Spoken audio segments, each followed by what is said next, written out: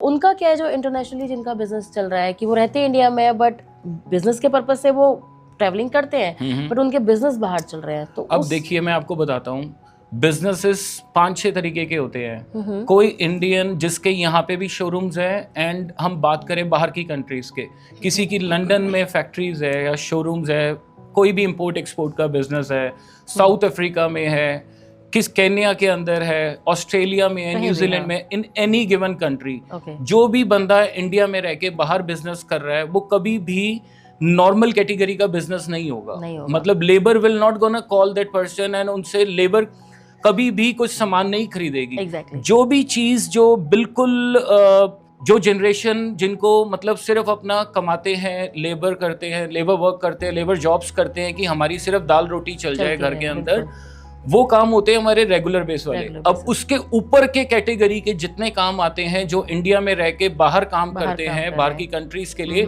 उनके लिए वास्तु अलग तरीके से होता है। मेरे पास काफी कॉल्स आते हैं हर कंट्री से। I have travelled like many countries in my, अगर आप मेरी हिस्ट्री उठाओगे तो मैंने काफी कंट्रीज ट्रैवल की है for business and other purposes as well. अब इनके अंदर क्या रहता है कि सबसे पहले हमारी एक कंडीशन होती है, आपने वास्तु कराना है, आपने हमें इंडिया से बाहर बुलाना है, तो उसके लिए जो चीज़ों की रिक्वायरमेंट है वो हम सबसे पहले यहाँ से भिजवाते हैं। अगर मैं आपको एग्जांपल बताता हूँ, अभी मैंने किसी की 20,000 गज की फैक्ट्री की बात हो रही थी, 20,000 स्क्वायर यार्ड की एक एग्जांपल लेते हैं आपके सामने। तो मेरी पहली चीज ये थी कि आपने अगर मेरे से काम करवाना है तो I will be shipping few things to your country.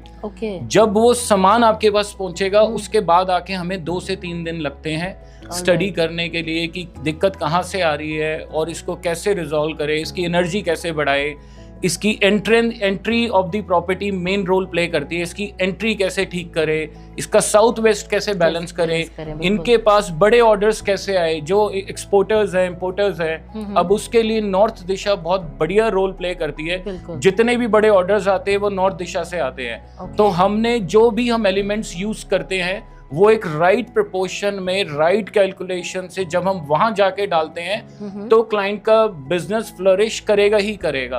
आप जितने भी चेन्स देखते हो कि यार ये तो शोरूम मैंने यहाँ से सामान खरीदती थी, आज के टाइम में इसकी हर जगह ही मेरे को शोरूम्स मिल रहे हैं। आप देखते हो वो, हाँ आप देखते हैं कई शोरूम्स क्लोथिंग ब्रांड के देखिए, आप गाड़ियों के शोरूम्स देखिए, आप ग्रोसरी स्टोर्स देखिए, आप देखते होंगे कि हर गली मोहल्ले में स्टोर्स ही स्टोर्स लाइन लगा के खुल रहे हैं। उसके पीछे कोई मैजिक नहीं है, कोई जादू नहीं है।